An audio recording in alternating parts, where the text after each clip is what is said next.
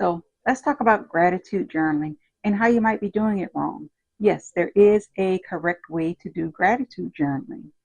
By the way, I'm Nika from Fabulously Creative, and here I create artwork, tips, tools, and resources to help my fellow creatives live a more fabulous life. The true purpose of gratitude journaling or any gratitude practice is basically just to raise your vibration. And by that, I mean it gets you into the present moment where in that very moment, you are so happy to be alive. You are so happy to be experiencing that present moment right there at that time. The past doesn't exist, the future doesn't exist. The only moment is that moment, and it is an emotional experience that I really can't explain, but basically you are just so alive to be just in that present moment. And if your gratitude journaling is not bringing you to that level of emotional experience, you may be doing it wrong. I tell you, I am a crafty girl. I love my stickers. I love my ephemera. I love washi tape, scrapbook paper. I love all of it. And I am always here for a journal prompt, a journal challenge. So don't get me wrong, saying I don't enjoy all of this stuff. And sometimes it's just for the pure enjoyment. So sometimes, I know, even if it's gratitude journaling, even if I don't hit that moment of gratitude, I still enjoyed the whole process. So, and the reason why I say you may be doing it wrong, we do a thing called manufactured suffering, where we create this suffering and then tell ourselves, well, I'm grateful that I'm not experiencing that suffering. But if you have to create suffering first, then it's not true gratitude. So I'll explain. I'll tell you a story. I grew up in a house where I was told daily that I should be grateful and clean my plate, eat all my vegetables, eat all my food, because there is some starving child somewhere who is so grateful for this hot meal every day. And I should be grateful for this meal every day, especially the vegetables. Well, it did not work. I still do not like my vegetables to this day, but that is another story.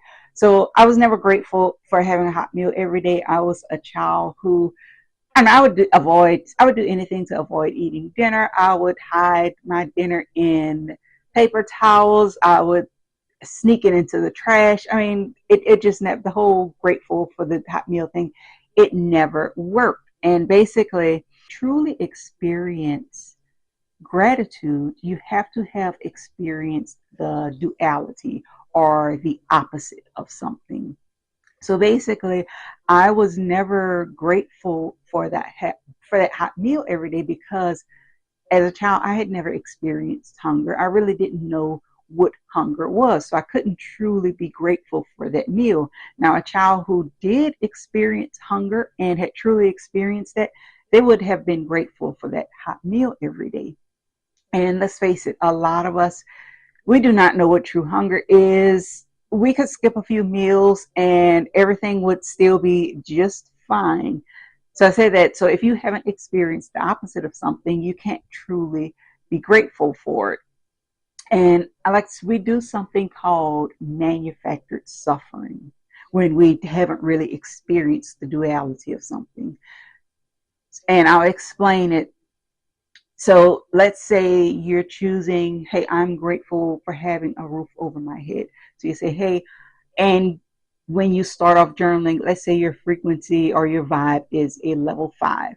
You say, I am so grateful to have this roof over my head because, there's this homeless person and, they're living on the street and la la la la la, but, I'm not in that situation and I'm so grateful. Basically, what you're doing is you're creating this manufactured suffering, and you're bringing your emotions lower only to bring them right back up to the level you started. So you really didn't get anywhere. It's basically a placebo effect. You made yourself feel good for a few minutes, but if you haven't truly experienced the opposite of it, that's all it is manufactured suffering. Something you're telling yourself to feel good about yourself for a few minutes. And It doesn't really work. I mean, sometimes it does work. Sometimes you can feel good for a few minutes, but it's not really lasting. And if you're doing your practice that way, you're not really getting all of the benefits of the experience.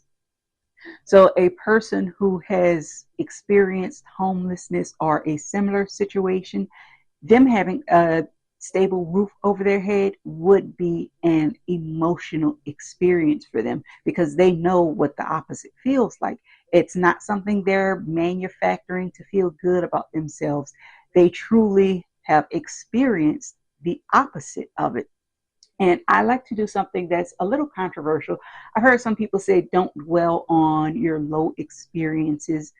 So I do something when I do experience lows. I journal about them. If you watch some of my junk journal videos, I don't know, I really just embrace the whole sad mood.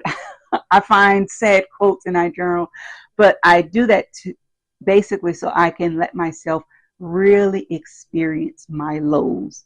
And then from there, I'll say, okay, once I know I've really let myself feel it. And then from there, I say, okay, what is the opposite of this feeling? And how can I create little moments around the opposite of that feeling? And it may not be something grand at first, but I know, okay, I know what this low feels like. So now I can create all of these little micro experiences that, yes, I am truly going to be grateful for all of these micro experiences. And that's one of the reasons why I feel I know gratitude journaling is so personal. Each of us has experienced different highs and lows. So it's hard for someone else to tell you, oh, you should be grateful for this because I'm grateful for it, or because some other person suffering is grateful for it. So it truly has to be just a personal experience, something that is so true to you. So that is my take on gratitude journaling. Let me know if these tips help you, if any of it resonated with you, or if you have your own gratitude practice that's similar. Let me know in the comments, or if you just totally disagree with everything I said. I would like to know that also, because I feel like that's sometimes how we learn. We learn from our highs and our lows. Like, don't just discount your lows. So that is my take on gratitude journaling. If you are new here, don't forget to like, comment, and subscribe. And until next time, stay creative, stay fabulous.